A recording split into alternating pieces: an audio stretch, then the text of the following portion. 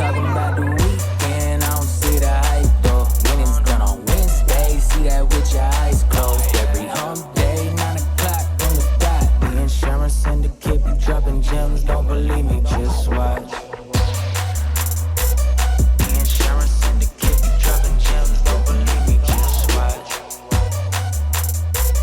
The insurance syndicate be dropping gems. Don't believe me, just watch. Good morning, Syndicate members. We are live from Austin, Texas. Let's go. That's right. I don't know who you are, Facebook user, but let's go. If you guys could do us a solid. Oh, that is you. Yeah. You're not even doing your own. Oh, wait, thing. no, it is. Yeah, who is this? I don't know, but it ain't you, baby. Guys, listen up. Make sure you let StreamYard view your Facebook comments so we know who you are. We know who you're commenting. If you just come up here and comment otherwise, you're anonymous. And, well, you know, anonymity is great and all, but ultimately, we want to know who's engaging with our video here, and kind of who's participating, who's asking questions. So it's a real little link. You got to click up there. Joe put it right at the top of the comments. Click that, and that lets StreamYard view your Facebook comments. So good morning. We are live from Austin, Texas. You guys know me, I hope. My name is Tony Merwin, and I am here to kick this off for you. I got my good buddy with me, Joe, the Jolly Ginger Giant. Oh, Outstanding king of PNC. Good morning. How you doing everybody. today, my man? I'm good, man. We've had such a really good stretch of really like 2 to 3 weeks, man, of like every day, just like high activity, man. So it's been a really good April so far. Can I do 3 weekly wins? Am I allowed to have 3 of those? Okay, fine. Fine. All right. So this call, I've been freaking hyped about this call, guys. Serious gold nuggets are about to be dropped. So again, definitely make sure you let StreamYard view those comments because you're going to want to be able to comment, and we're going to have this become very interactive, right? So definitely this call is a huge win. Our guest, just a special thanks to him. And so you guys are in for a treat. 2, Medicare Con. Right, so we're going to Medicare Con. If you're going to Medicare Con, put that in the comments. Definitely would love to link up with anybody that's going to be going to that. We're doing this show. I'm going home to pack. Then I've got like 2 more calls. Then I'm heading to the airport. So we'll be there around 6 tonight in Birmingham, Alabama. And then 3, we hit 4,000 members, baby. Oh man, like it happened like that. So it was that's just kind of. I just love this group, man. I love everything that it's becoming. Even just calls like this, right, where you have industry leaders that are just pouring into our members, and then our members reciprocating, right, and they're posting tons of value and all kinds of stuff. So thank you to everybody, right, that's tuning in now. Thank you to everybody that's going to catch this on the replay. That was big. I mean, literally within pretty much a year, we've grown this thing to 4,000 plus members organically. So that was huge for me. That is huge. And Joe, what you got? That should be a testament to you, right? Thanks. Honestly, that's a testament to you for how good you are at managing groups, how good you are as a leader and a steward, as a young guy in the insurance business, and what you put out there with the energy you create, the type of people that you bring in and collaborate. So those 4,000 members, I participate in that group with you, but that's a testament to you, brother. You're a great young leader in this business. I'm super proud that I get to know you and hang out with you on a regular basis. So thank you. Kudos to you. My weekly win is in my voice has apparently morphed into Merle Haggard. Not exactly sure what happened, but I had a little coughing fit last night, and apparently it shredded my vocal cords. So I'm going to be doing a little Johnny Cash, Merle Haggard for you guys today. But my weekly win is a little bit of pretty much a lot of what Joe talked about. Definitely excited about Medicare Con this week. I get to go out there and MC the conference. I think we're going to have about 350 people there. Plus or minus. I remember last year at Medicare Con, people were hanging off the walls and looking in through the doorway just to try to watch the action. So it's going to be a similar experience. Much bigger venue this year. A lot of good fun. Engelbert Humperdinck has a much better voice than I do. I'm just going to throw that out there right now. I definitely don't have any Engelbert Humperdinck. This is all Merle Haggard and Johnny Cash today. But then other than that, I want to carry over from the weekly when I talked about last week was some of the marketing changes that I made with that QR code. I'm starting to see some of the results now, and I'm basically getting, and just so you guys can understand this, all I did was I took my generic T65 mailer and I added a QR code that goes to a landing page where they can download a free guide to Medicare asset that we developed. What that's allowing me to do, I'm basically getting a 1% scan rate. So I sent out 4,200 mailers. I'm right at 40 scans. and I'm getting about 20% conversion. So about for every 5 people that hit that landing page and scan that QR code, they're converting. Awesome. What's great about that is I'm getting my leads about 7 to 9 days faster because I don't have to wait for the direct mail to come back. Yep. They're scanning it now. They're impulse now. Agent gets them on the phone. They're looking at our branded guide asset, and we're increasing our conversion rate. So those metrics are starting to prove real, and I'm super excited. So that campaign should give me more overall leads and truthfully just bring down our CPA, which is really what it's about, right? Yep. So it's awesome. Good stuff there. Man, we have a doozy of a guest for you guys. I'm being honest. This guy is easily, and I've been in the business 18 years. I have met some amazing people in this industry. But the gentleman that we're about to bring on is, Cody and I talked about this, and we were trying to measure like other people that we've met in the business. We're like, this dude is easily the most impressive person that I think either one of us have ever had the opportunity to interface with in this industry. And humble, I was fortunate and humble. And extremely humble. Absolutely. I was fortunate to get to meet him at 8% virtual. Didn't even know who he was. And I'm sitting across the lunch table with him and hanging out with, a bunch of nobodies, guys like Nate Offord, Marlon Faulkner, Cody Aspen. And this other dude's sitting across from me. And they're like, oh, yeah, that guy over there. Yeah, that's our upline. I'm like, oh, I know you guys aren't a joke. So obviously this dude is somebody impressive. So got to listen to him, got to know him a little bit. He is I believe he is the #1 producing agency in Symmetry Financial. He is a senior partner for them, been in the industry for about 12 years or so. And the guy hails from Puerto Rico now. So I want you guys to please give us a beautiful, warm welcome for the one, the only, the legendary Mr. Edward Pritchett. What is going on, sir? Good morning, gentlemen. You're too kind. I'll make sure the checks are in the mail for you for sure. Hey, I appreciate that. That is a 604 Dewberry Drive. Thank you. So, man, it is great to have you on. Are you hanging out in your office in Puerto Rico? Yeah, I decided to do a little work from home today. We do have our office here in PR, but it gets a lot of agents calling from that office, so it gets a little noisy there. So wanted to do this from the home office. So it's been good. I was telling Joe earlier, we were traveling with the family, doing some carrier incentive trips type stuff here. But we were 3 weeks out with 4 kids, all under the age of 6, and I'm happy to be home. Absolutely. I remember Jim Gaffigan, as comedian, he once described having 4 children as you're drowning in a pool and someone hands you a baby. Is that fairly accurate? Sounds about right. Well, man, again, it is great to have you on. I want you to just take a moment to kind of introduce yourself to our audience. They are here watching you live in our private group. And then also, if you don't mind, like we shared our weekly win, because that's kind of what this show is about. Just something that's going great in your business that you feel like is kind of a weekly win today. But if you could kick that off for us, then we'll jump into some meat of the topic a little bit later. Definitely. Well, again, humbled and grateful to be on with you all, sharing with other like-minded individuals in this industry. My name is Edward Pritchett. I've been an insurance agent now for 14 years, which is kind of crazy to think about.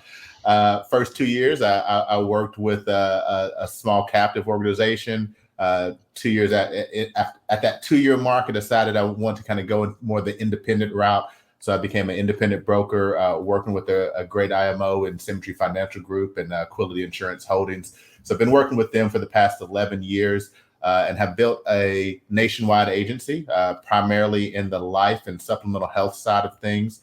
We also do a lot of work on the annuities and retirement planning side as well, through some affiliations with some registered investment advisory firms. So I've just had an amazing experience over the past 14 years in this industry to see not only what we do as far as helping out our clients in a very big way, but also the changes that happen for people who work in this industry, to see people get their lives back, to be able to spend that time with their families, to be able to take a 3-week vacation, I'll call it, with your family, and most of it being paid for by either insurance carriers or the IMOs that you're working with. It's amazing what we're able to do in this industry, but I think it's only amazing because of the impact that we have.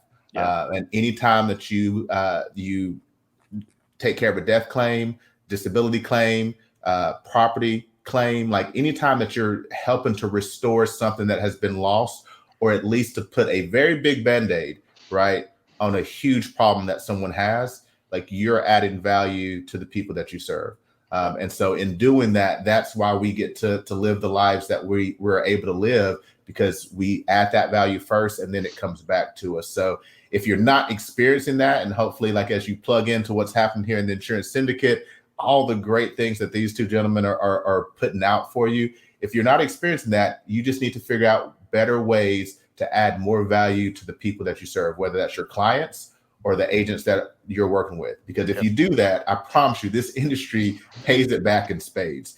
And so for my win this week, Tony, you said number one agency here at Symmetry. I battled back and forth for that number one spot. Like I'll be very, very straightforward with that. There's another gentleman whose organization does amazing work, and so we're always battling every single week on those leaderboards. But the last 4 weeks, this is our first 4-week stretch where we've been over $1 million a week in submitted production for our master agency. So that's a huge win. This week, actually, we're reporting on numbers later on today with the company, and this week will make week number 5. So I've been pushing for that just to get consistent. Just there's something about that 1 million number, right? Like you just want to beat it. Either $1 million in a month, $1 million in a week. One day it'll be $1 million in a day. So looking forward to that too. So that's congratulations. That's awesome. In that regard. And then on the other side, just some big wins outside of the insurance industry. I do a lot of work on the real estate side. And we finally got approval for our last purchase of this year, basically. And we're just going to kind of solidify after this, but 72 units in Eastern Tennessee that we're closing on here in the next 10 days. So that came through yesterday. So excited about that. It's what this industry allows us to do, to be able to make a great income here, but then go and add other value in other markets and other types of investments that we can do. So it's awesome. That's my win for this Wednesday. Come on, those man. are pretty good wins. I got to tell you, man, those are pretty phenomenal. Absolutely. And you said it perfect. Insurance industry is great. You can build a great income, a great lifestyle, but it's really what that now allows you to then go do. What are the other businesses or the other endeavors, the other adventures that you want to get involved in? So that's pretty awesome that you're out there closing down big multi-unit properties. So kudos to you, man, for doing it well.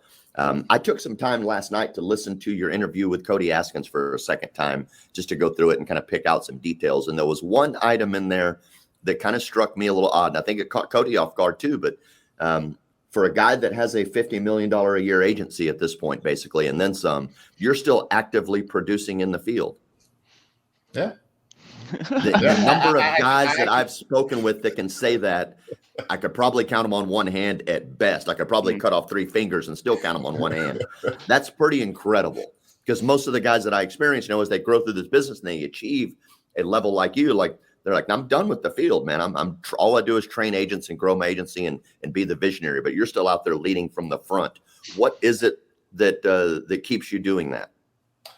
Well, on the personal side for me, my story in insurance, some more of my background, I got my degree in chemical engineering at Yale University.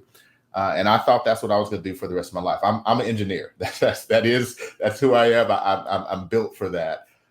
Being in sales, being in front of a whole bunch of people, that wasn't, my specialty. I've developed the skill set for it. But when I graduated from college in 2005, that summer, I was finishing up some things in New Haven, and I got a call from my brother that my mom was sick and I needed to get home as quickly as possible.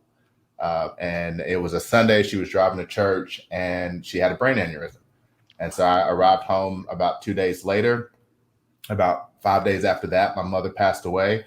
I have 4 younger siblings. We lived in a dual income household. At that time, 2005, my parents had 2 mortgages on their house. Remember those days? 2 mortgages on the property, right? And we found out about 5 days after that from an agent with Modern Woodmen of America, reached out to my dad and said, hey, by the way, Theo, Edith took out a policy, $233,000 of mortgage protection and $200,000 of income replacement. Want to get with you and make sure that we get those funds to you. And that was the first time, honestly, like whenever I was sitting there working through things with my father, that we thought, oh man, if that wasn't there, what were we going to do? Like there was no way my dad was going to be able to pay all the bills on just his. My mom was the president of her nursing union at the VA hospital. I mean, she was bringing in more than $100,000 a year, and that just disappeared overnight. Like that's what death does. You know, the VA wasn't going to keep sending a check to my dad just out of goodwill, right? As much as they liked my mom. So that was the first time it really impacted me of, man, this life insurance thing, gee, why don't more people really know what this is and what it does? And so kind of taking that, and when I got into this industry, it was like, I have to make sure that I can be that guy and I say that guy, I'm not going to put his name out right now, but like I remember that individual, and I will for the rest of my life, because that call changed the trajectory of our family's history. Had it not been for that, had he not talked to my mom at work and said, hey, Edith, this would be a great plan. Let me help you get it set up. And whatever objections he overcome, I'm sure my mom had some objections for him, right? I know who she was. Like it wasn't an easy sale, but he did it. And that took care of my family in a huge way. My siblings who were still in college got to stay in college. Like we would have been out of that house that we were living in Asheville. We would have been out of that house in 3 months, right? The mortgage would not have been able to been paid had it not been for those policies.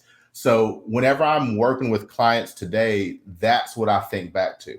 And as the industry has changed, as COVID has changed how we do our business, I knew like there were periods of time, Tony, that I wasn't actively in the field. I was really just focused on building the agency, training agents, things of that nature. But with this change that happened in 2020, like I'd never gone through that. I'd never done a lot of, virtual appointments and telephone appointments. So the only way I can train my agents and show them how to do it now is to be in it now.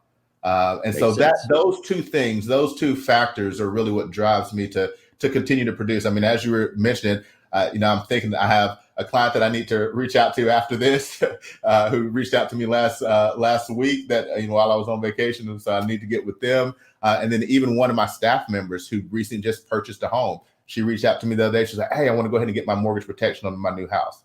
And like, I let all my staff know, we have 12 staff members in our Asheville office. Like, you need insurance, call me. We're going to get it taken care of. We're going to make sure if you're working for us, you're protected just like what we do for these families out here. Because what we do, it matters. Yeah. It matters whenever you have to go through that process and see what it does. Like it's huge what $100,000, $200,000 will do for a family in that situation. So that's what keeps me out there. Absolutely. And I think, I wanted to go back to, and it kind of ties into what you just said, but you had mentioned it kind of at the beginning and it just kept firing in my head, like serve your client, that servanthood mentality, paired with testimony, because the only reason you're there to serve is because somebody helped serve your family. And I just think that's so powerful. Thank you for sharing that, man. I love that. And I think you're 100% correct. Right, one policy can literally change a family trajectory forever, and I think a lot of people, again, they start to see the dollar signs, which the dollar signs are great. Don't get me wrong, right? But it's like what the product actually does, and you're right, and this applies across the board for property and casualty, for life and health. Like your car is totaled, and you ain't got no money saved in the bank to go buy a new one. How are you going to get to work, right? And so even like, again, I think we associate a lot of dollar signs with our products, but it really does matter. And when you're serving, when you lead with that servanthood mentality, right? Because some people will sell the policy, but it's the wrong policy, right? Or they'll put them as a non-smoker, even though they're freaking smoking 2 packs of cigs a day, right? Type of thing. While doing the application. Exactly. And they're sitting in the house looking the other way type thing, right? What are these dark smudges on the application here? Man, is that a burn hole? What the heck is that? Oh, that's funny. But no, I think, one, thank you for sharing that, man. I think that's so powerful. And agents need to hear that. I think there's other agents that could potentially hear this call that have even gone through losing a family member that maybe didn't have it. Right. Mm-hmm. And so, I think it's just crazy powerful. And I just wanted to go back to that servanthood, because you said it multiple times, and I've heard you say it at 8% virtual, and it's why you're in the field. because you want to be out there to help serve them, man. So good freaking stuff there. Absolutely. What were some of the challenges? Because a lot of agents have gone through this similar transition that you're going through, or trying to go through it, right? Since COVID happened, a lot of guys started to realize, like, look, going out in the field ain't working anymore. There's an opportunity to do it virtually. Some of us were forced into it. I saw a lot of agents that kind of collapsed during that period. They didn't know what to do. Mm-hmm. And that was probably one of the most common questions that I received from agents in 2020 was like, how do I go from being a field agent to a telesales agent? Like, how do I make that transition? And it's easy for me to say, because I've been doing it for 30 years in some form or fashion, some kind of sales, direct sales, phone sales, whatever. So, and my brand's like, it's just the same conversation. I'm just using a different tool to deliver the message. But what were some of the challenges that you found personally, and now transitioning to now I'm just selling by phone and I'm not face-to-face with this person? Yeah. Well, I mean, I definitely think phone and virtual are two different animals, right? And I'll start with phone. Phone, the limitations that I had to overcome were I can't see them, they can't see me. There's a lot that comes across, like even us just being on this right now, we can look at each other in the eye, we can kind of see how we're responding to a question, that there's a lot of information that's passing in a nonverbal way that doesn't happen over the telephone. Yep. So just acknowledging that and making sure that as I'm having these conversations on the telephone, I'm being extremely clear and given space for people to ask questions and repeat things back, right? Like, I really have to let them sell themselves, as opposed to face-to-face, I can sell you on something. Over the phone, they have to sell themselves on whatever it is that they're going to get, right? And just keeping that in mind as I'm doing an over-the-phone transaction or over-the-phone presentation. They can't see my beautiful spreadsheets, my PowerPoint, like they can't see all that stuff. So it really has to be something that's incumbent on them to know what they want and help them discover why they want to buy from me today. And as long as I keep that in mind on the phone, the phone sales I've started to see my close ratio increase there, and I've just gotten more comfortable with that. Then when it comes to the virtual, Zoom meeting, Microsoft Messenger, whatever it is that you're using, right, for your virtual meetings where you can see someone face to face, I really do try to treat that just like I'm in the home with them, right? Like I'm looking back, I'm like, oh, so Tony, those lights, where'd you get those from? Are those special bulbs in those lights, or is it the shades on the light that makes it look like that, right? Or there you go. Oh, special bulbs. There we go. All right, that's pretty cool. Did you get that on Amazon, or where'd you get that? I just picked them up at Home Depot or something, I remember. Just walked in and grabbed some. All right. And I see, is that Michael or Kobe back there, Joe? Who's on there? That's both of them, baby. That's both of them. Oh, you got one of each. Okay, yep. I got. So it's like being able to connect just like I would when I'm in the home. Like I'm gonna find things that I'm actually interested in, right? If it's porcelain china dolls on the wall, I'm not talking about those. I'm talking about things like I'm interested. Like those lights are kind of cool, and I can actually have interest in that. Find out something about that. Connect, build rapport. And then from there, everything that I'm doing in a virtual appointment when I'm on video, it's just like I'm going to be doing it in the home. If I'm used to using PowerPoints, or I know some people flip charts, whatever it is, I'm going to have my virtual version of that, and I'm going to have that moment to show that, display that. I'm going to practice ahead of time. We were talking about this earlier, Joe. Right? It's like if I'm using a new medium. Right. I need to practice with it with someone that I know and trust, and like, okay, so how do I make sure I'm sharing the right screen, and, make sure certain things are not on your computer while you're doing the share. It's making sure that my video is always on. Like I've definitely done appointments where the client kept their video off, and I am totally fine with that, but they need to see me. Yeah, right. And I need to work on building that level of rapport and trust where they're open to, all right, I'll go ahead and share my video now, right? So those are some of the things, like the difference that I've seen between, just on the telephone or virtual, but it's embracing it. At the end of the day, whichever method you decide to use or whatever you're using, it's just embracing the toughness of sales in general. and saying, I'm going to figure this out. I'm not going to sit on the sidelines. I'm not going to wait for somebody else to figure it out for me. I'm just going to step into it and go out and serve my clients. Yep. And let my clients know, if it's the first time you've used Zoom, tell them.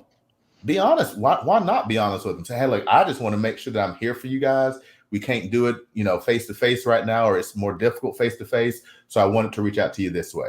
How can I serve you today? How can I help you? How can I solve the issues that you sent this form back in to us about, right?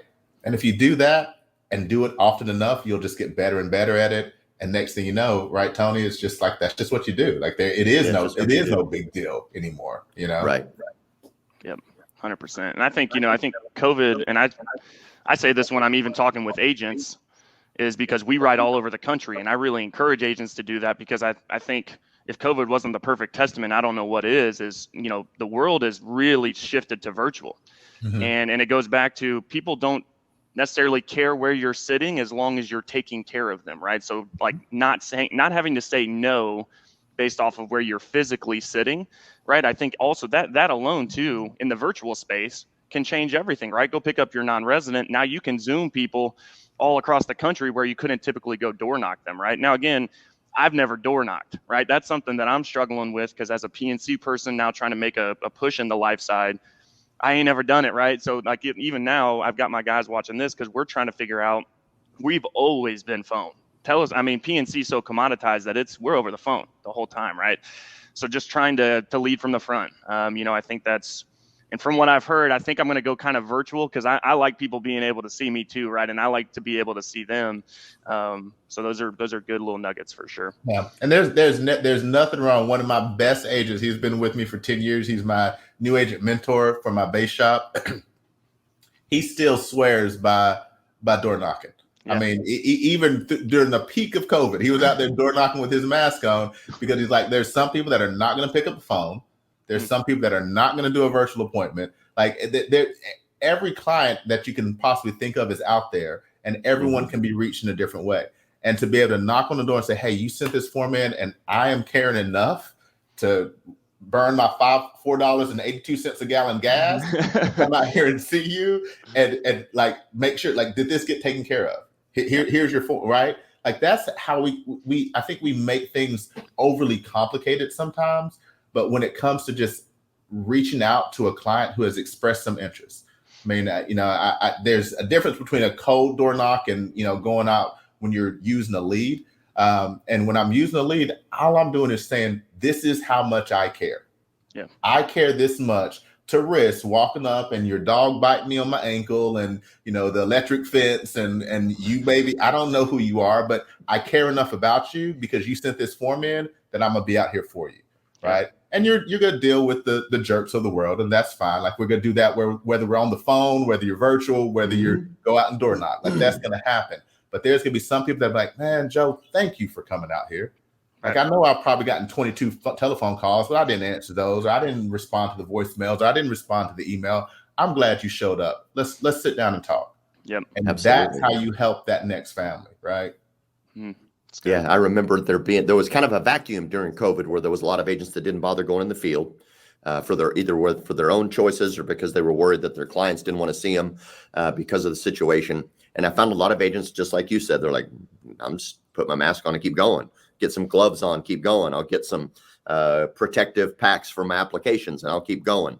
I'll run the appointment from my car in their driveway and drop the stuff off on the doorstep. I'm going to keep going. Right. And one of the things I noticed for those guys that stayed with it and kept kind of running their business in that fashion with slight modifications, they maybe didn't get in as many homes as they were used to getting into, but every home they got into was a home run. Yeah. Like every time they made it in, because these people were now like, here's everything I got. Here's my health insurance. Here's my life insurance. Here's my retirement. Here's my annuity. Like, help me. What's wrong? Fix it all.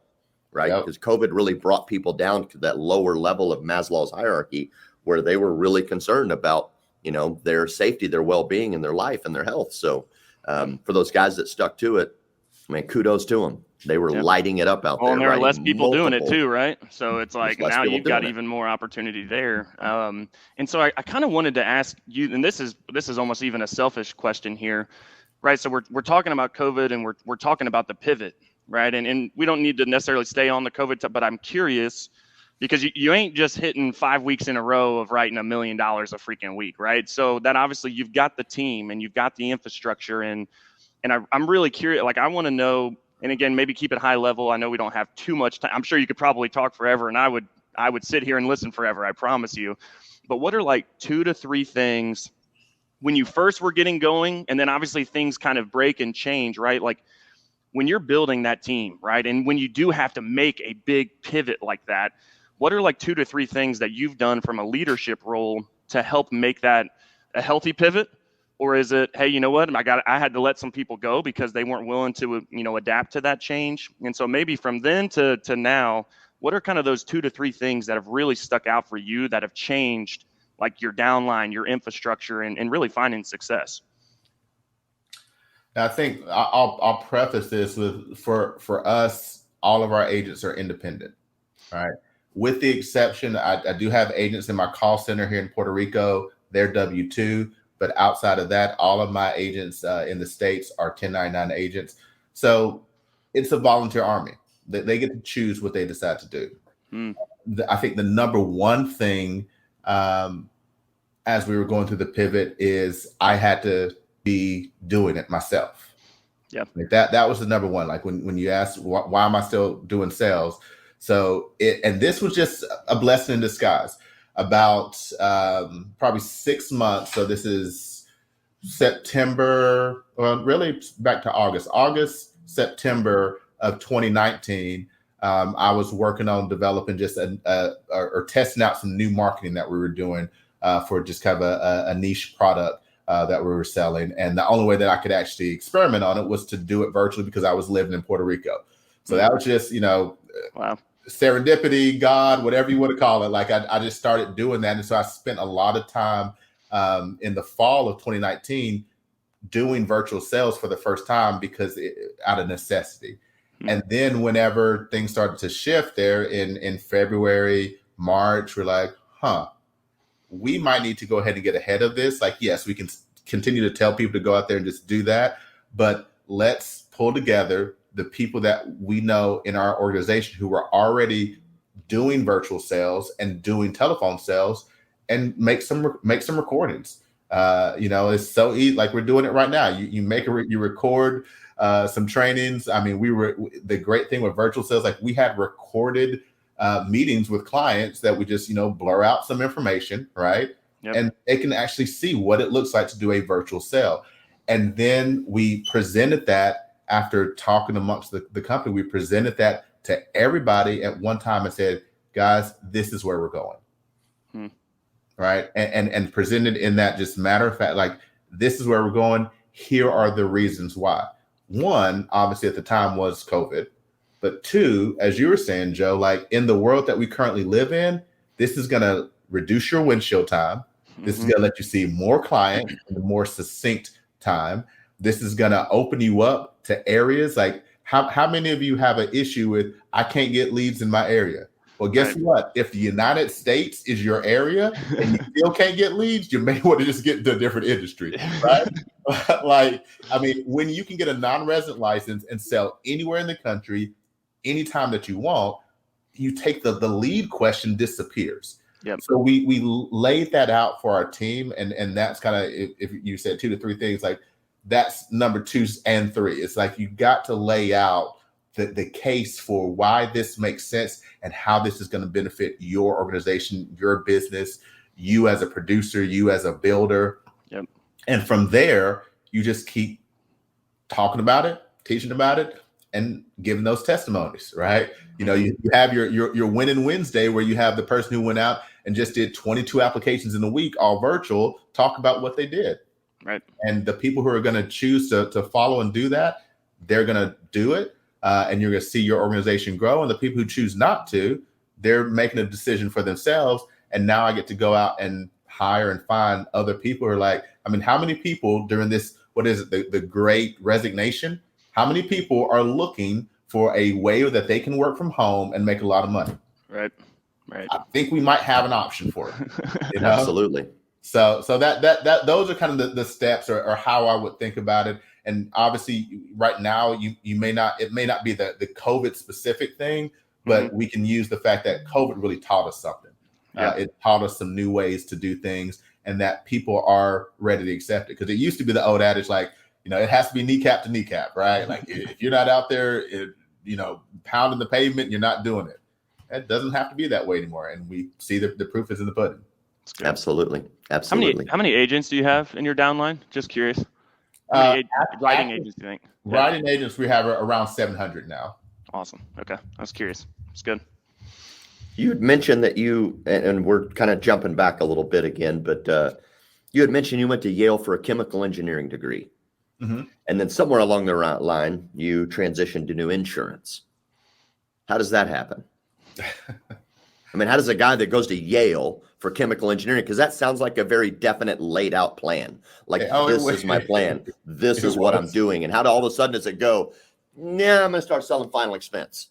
Like, how do you take that detour?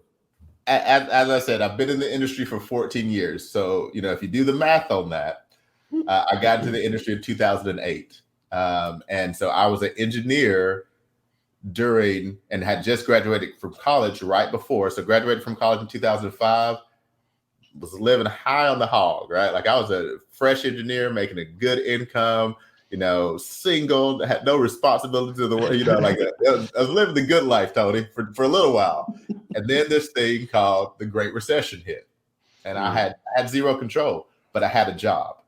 And so in that sense, that job controlled everything that I was going to be able to do. And for the first 6 months, it seemed like, okay, we're going to make it through this. Job is secure. Things are good to go. Then come late 2007, we start getting those mutterings around the office. Oh, yeah, it's not looking good. I don't know if the company's going to remain solvent. I think we're going to sell to this other construction company. And I think some of the engineers are going to be moved to Baltimore. Maybe some of those are going to go to what? So, I ended up in that place where towards the latter part of 2007, I was told, you got about 6 months and you're not going to have a job. So figure out what you're going to do. And I didn't want to leave. I was living in Asheville, North Carolina. I didn't want to leave Asheville. I just started looking around. And at that time, it didn't matter that I had an engineering degree from Yale University. There weren't a lot of people that wanted to pay me the salary that I wanted to be paid, right? And there weren't even a lot of jobs that really fit what I did that were open and available. So I applied to anything and everything. And a friend of mine was starting or moving from Tennessee to Asheville to open up a branch for this captive agency. And he approached me. He was just like, look, I know, you're intelligent. You got some business skills. Can you help me get this thing off the ground? And, I know you're probably not going to be look, perfect lines, right? You're not going to be an insurance agent, but you can at least help me get my agency started, right? I was like, all right, I'm not doing anything. Like at that time, I didn't have a job. So I was like, sure, I'll do this for a little while. And, a little while turned into working with them for almost 2 years, taught me a lot about the industry. And I was able to connect, some of my past history with what was going on then. And I could see the future of this industry after being in it for a couple of years. And that's when I stepped into the independent realm. And, as they say, and then you blinked and it was 14 years or 12 years later. It's like I blinked and it was definitely 12 years later. That's good, man. Yeah, you were a wrestler. You were a wrestler at Yale too. Yeah. And I love that. I know you talked about it at 8% virtual a little bit too, but I think that also probably has a part of, because where you sound humble and like, I know you're probably a stone cold killer too, baby. Like, hey, you get Edward on the phone, he's like, I'm a closer, baby.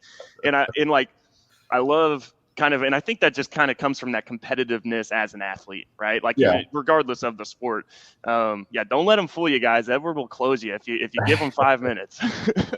I do love working with athletes, people that have been in the military, anyone who's had that opportunity or had to compete really at any level. But the higher the level that you've had to compete, the more internal strength you have. And that's what it takes to be successful in sales. And it's definitely what it takes to be successful in building a business. Because building a business, you have to marshal a lot of things. And if you can't marshal yourself, you're not getting a team to follow you, right? You're not getting 4,000 people to join you and figure things out with you, right? And so it starts with that ability to have that self-control, self-discipline, and people are always going to be attracted to that. And it's one of my favorite things to ask whenever I'm doing any kind of hiring is, all right, so what sport did you do? You know, like what have you done competitive in your life?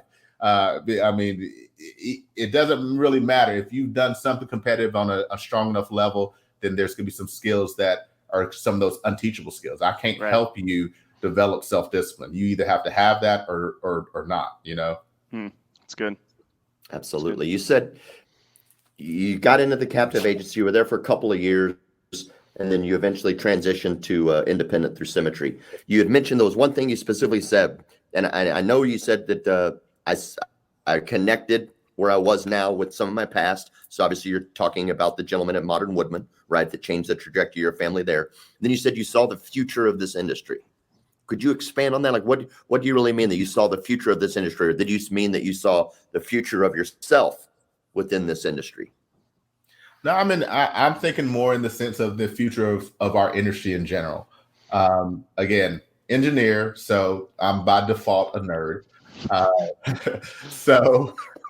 You know, every October, the Treasury Department releases their report on the insurance industry. And it's, for the past 7 or 8 years, has been one of my favorite reads. It's dense. It's ridiculous. I know. I get it. I love it. It's fine to laugh at that. I laugh at myself for it sometimes. But as I started reading that report and seeing what was happening in this industry year after year after year, coming out of the Great Recession, right? And then seeing in 2020 that just on the life and health side, that the industry had its first $1 trillion in premium year. That's paid premium. This isn't like submit business, right? Like this is like issued business that got premium flowing from clients to insurance carriers. And then looking and seeing that, that was 2019. And then in 2020, for that number to go up in the midst of COVID. For 2021, we don't have the final numbers. They're still calculating like the final numbers of the fourth quarter of 2021. But 2021, for the first 3 quarters, there was an increase in 18%. And this is just life and health. Property and casualty saw this very similar growth numbers as well. But over $1 trillion, like, do we even understand how much that is? And we don't. It's just a whole bunch. And so I started watching this in 2010, 2011, 2012, and it just started to click. I was like, if I'm going to be in an industry, if I'm going to do something, I probably would do very well in an industry that has the kind of financial resources that the insurance industry has. Right. Like when we think about the largest producing industries, just globally, insurance is always in the top 5.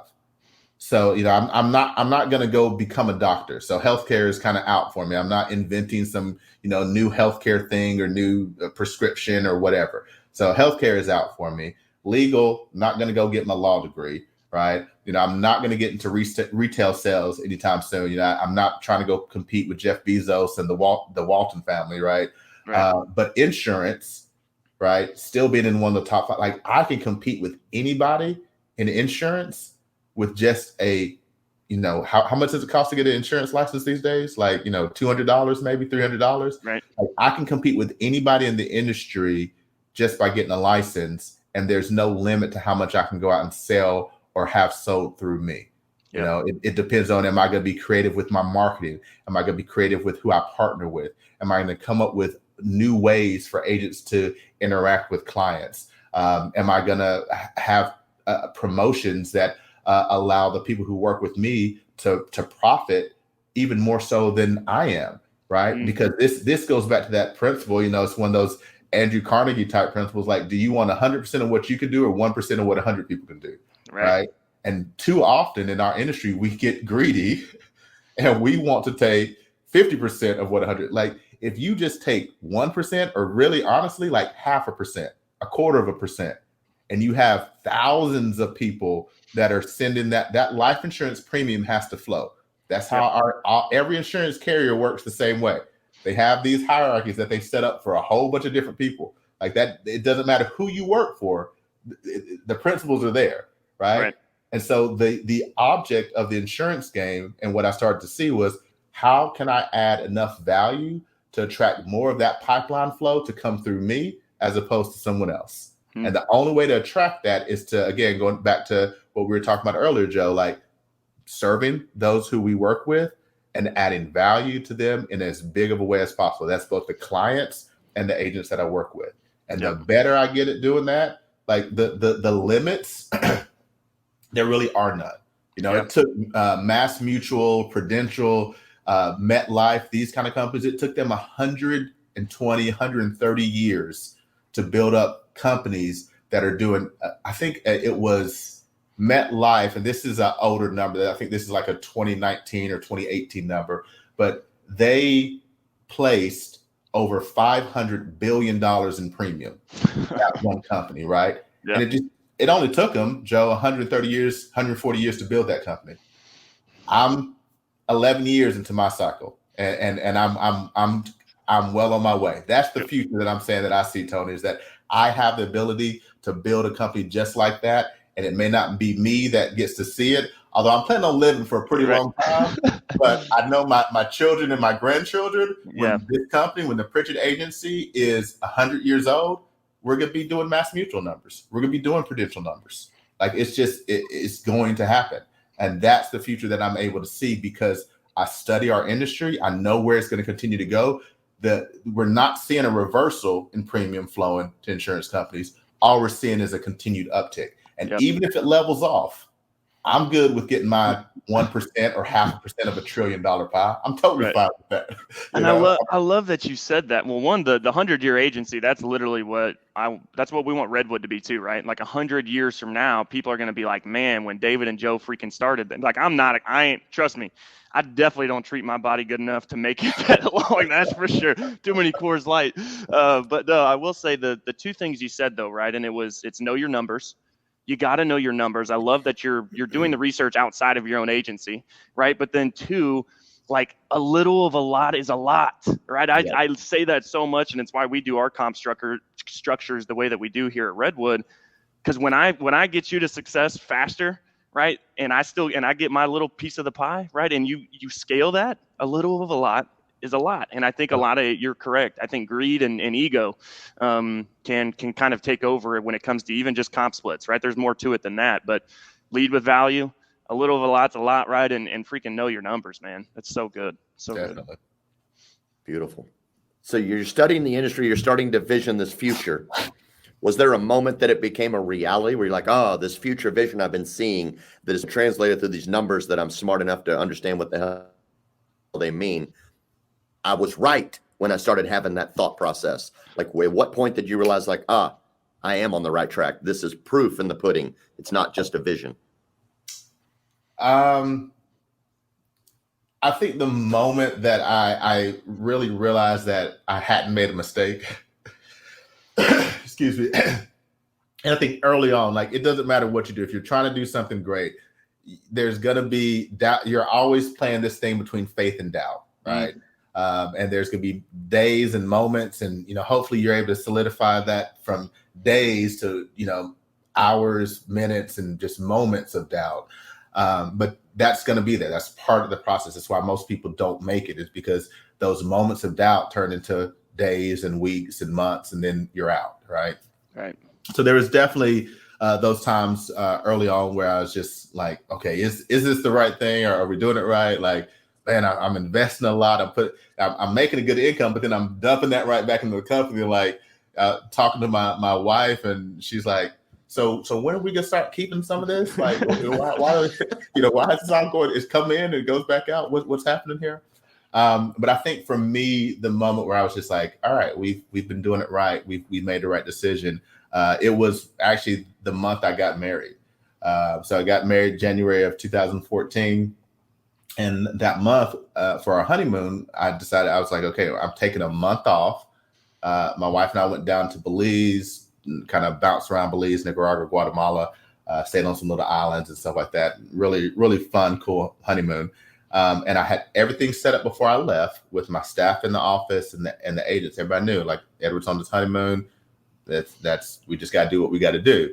Yep. And during that month, I took one phone call that was a business phone call. That was it, one phone call. But that month was the first month we ever did over $500,000 in a month. Wow. Of production. So I was gone, and the organization grew, and in a very big way. And so when I got back, I kind of sat back and looked. I was like, all right, now we need to really start working. Like if this can do this and I started with Symmetry in October 2010, and this is January of 14. So it wasn't like I didn't spend 10 years developing something, right? Like this is a very short period of time when you talk about business timescales. And to be able to do that, and now, where we are now came from a very strong decision with my wife. We got back. I was like, honey, was that fun? Yeah. All right. Do you want to live like that all the time? Will you give me about 7 to 10 years to make sure that's what we can do with our kids, our family, like for the rest of our lives? And since then, she's on board. Obviously, along the way, we've been able to enjoy a lot along the way. So even though I said 7 to 10 years, it hasn't just been 7 to 10 years of me not seeing my family and, just working all the time. It's been able to be blended, and we've been able to have a lifestyle while also building something that will be that 100-year type business, that 100-year agency. So yeah, I mean, it was having that first, that was that moment, Tony, when I said, I have a business. Like I'm not self-employed anymore. This is a business. It can operate without me. And now I start to unlock, okay, how can I make it operate without me and better when I'm not even here? What can I put into place to do that? How can I hire the right staff that see this? Like if you talk to my COO, she will tell you every single day, like, this is her company. It's her. Like she pushes me all the time. In the sense that, no, like I have just as much, like this is my company and we're going to make this thing. And like, those are the kind of people that we look for from a staff standpoint, people who make this place a better place for not only the staff that's here, our future staff, and every agent and client that we serve. And then the same thing with the agents that we bring on board. It's like, if you come to work with us, you have to know you're building your business. You're not building my agency. You're building your business for your family. And that, if you do that, you'll put everything you can into it and get the most value out of it. Ooh, and along the way, that's what, as you were saying, Joe, like that's where, we'll continue to add value to you so that we get our little, 0.25%, 0.5% here or there. And a little of a whole bunch ends up being a lot. And that's how we get to really spread out the value and the income that's in this industry across a very wide swath, and have an actual business, something I can walk away from, and it doesn't take my feet to keep it going. That's good. Yep. All of that leads me to one word, and that's legacy. Yep. Right? Legacy. And you know me. Go ahead, Joe. And I said, me, legacy. I love that word, man. That's what I'm about. Likewise. And you talked about legacy a bit on your interview with Cody Askins. And there were a couple of ways that you talked about legacy that I thought that I haven't heard too many people talk about. Number one, you talked about how insurance can provide legacy for you through your own efforts, through your sales, right? And the income that it provides you. But then you also talked about how insurance can provide legacy through the product itself. So, and we don't have a lot of time, so I want to wrap this up. And I think this is probably the best place to wrap this up, because most agents know if they've been in the business just a little bit long enough, they see that there's an income potential that can provide legacy for them and their family. But I think a lot of agents lose sight on building legacy through the product itself. So I know that you consider yourself extremely well insured, and you're still trying to get more insured. You talked about that a bit. What advice would you give an agent who does not buy his own products? Quit. Oof. Oh man, that makes me uncomfortable. Yeah. So you have, if you go to a car dealership, if I'm going to the Mercedes dealership or the BMW dealership, and I see the salesperson pulling in a Ford, I'm not talking to that salesperson, right? Like, if you're not gonna rep your own product, if you don't think it's good enough for you, why in the world would I buy that from you? that tells me that you don't really care about that product, or you're not like, if I'm a BMW salesperson and I can't afford a BMW, I'm gonna go into debt to get a BMW so I can drive my vehicle, so that whenever I'm talking to clients, I can say, here's why I love my BMW, right? The same adage goes when it comes to life insurance. And the biggest thing for me is that, like, if you really know what life insurance can do, you would get as much life insurance as you possibly can. I was watching, I forget who the guy's name, but he was playing a reaction video to Waka Flocka Flame, one of the rapper. Waka. And Waka was talking about how if he had to do it again, he would get $2 to $3 million and put it into a life insurance policy, and then borrow from that life insurance policy and live off of that and let the money continue to grow for him, right? Like, if he could, knowing what he knows now. Right. And so, like, and this is no offense to rappers or to Waka. It's like, he just didn't know, but this is a guy who got a chance to get $30-40 million all in one time, and then lost a whole bunch. Apparently, I didn't watch the whole interview, but just that portion. But he now knows, like, after doing his review and his research, this would have been the better thing to do. And so if you become a student of the business, right, whether that's on the life and health side, P&C side, become a student of what you do. Find out what are the products that not only help you and protect you, but what are the products that help you actually grow a legacy, right? And I know there are products, and Joe, you probably could educate me more on the P&C side. I don't want to speak to that because I don't know it that well. But I know on the life side, like, there are specific products that can help you not only protect in the case of you passing away or becoming critically ill or having a chronic illness, but then also protect your assets now and grow it in a long-term way and in a compounding way. And the more you learn about it, the math may be a little bit difficult in the beginning, but dig into it, because the more you know about it, the more you're going to be able to add a huge value to your clients. And you're probably going to say, let me make sure I have this on myself. So, as I was saying, Tony, on the call with Cody, I mean, right now I'm in the process, like, I'm actually working on a premium finance policy for myself. Like, that's how much I really believe in this stuff, in the sense that, like, I'm going to make sure a loan gets taken out so I can get a large amount of life insurance and a large cash value that's going to continue to grow. So my family is protected while I'm in the growth mode of my business, right? Like, there's a lot of value in my business, but it's tied up in the business. It's not cash, right? Like, the company has a valuation, but it's not like my wife can go and liquidate that tomorrow. But if I pass away, that valuation could just kind of disappear. Right. I feel like I have it pretty well set that it's not going to, but it could. And one way I can protect against that is to have $20 or $30 million worth of life insurance, so that my wife could buy out anything in the company, let the company continue to go on. And what I have worked so hard up to this point actually gets to go to my family. Right. That's what that large life insurance policy does. But now let's say I live to 60 or 70 or 80 years old. Right. We don't need to use the death benefit of 20, 30, $40 million.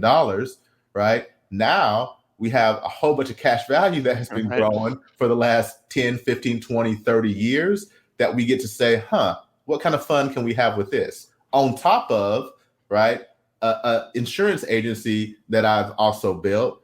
And the fact that in doing this kind of a life insurance transaction, my out of pocket is fairly minimal. Compared to the return that I'm going to get from this, whether I live or die. And so if you start to study and know your products, know what you have, you're foolish if you don't take advantage of them. You don't find ways to use them. I started my first policy that I got, I think it was an American Amicable Returner Premium policy, like back in 2011. And it's like, start there, start somewhere. And then as you grow your knowledge, grow your portfolio, because that's what's going to allow you to have wealth in the here and now, but then also have legacy style wealth that you're going to be able to pass on no matter what. That's good. Well said. Well said. Joe, you got any final thoughts or questions for this gentleman? We got to tie this thing up. It's been an hour. Yeah, no, man. I just want to lead with that grateful heart, man. I appreciate everything that I mean, honestly, dude, we could go for hours. And I really appreciate you taking the time. Guys, it's not like this man ain't busy. If you guys haven't heard anything, just because he's been able to travel and stuff, I promise you the man is busy. So I want to say thank you, dude. I love everything that you talk about, man. It's like, it is that kind of the attraction is because like, these are the people you want to be around, guys, right? Especially like, he ain't getting paid to hop on this call and spend an hour with us or anything like that, right? I mean, it's just the willingness to give, and when you give, you get, man. And so I feel that vibe from you. Again, I appreciate you taking the time. This has been an amazing call. Definitely ain't gonna be the last one, man, because we got to have you back on, and I would love to even really get in. I want to almost even go. I wish we could keep going, because I want to, like, day one when you're like, all right, let's recruit and build and everything. I want to get into the nitty gritty, because that's I'm trying to recruit stuff like that. Right? We can do it. Yeah. So thank you, man. Yes. That's pretty much all I got. Yeah. Yeah, thank you so much for coming on, Edward. It's an absolute pleasure to be able to interface with you and hear from you and share. I've been fortunate to have that moment a couple of times now, and this has been extremely fortunate for all of us that have been on this call. So thank you for giving back and truly doing what you say you do, care and serve. Right, you're emulating that now, and it's huge. It's appreciated, and we're all very grateful. So is what's even showing in some of these comments. So thank you again. Guys listening out there, man, you heard it. The bombs were dropped. This guy knows what he's talking about.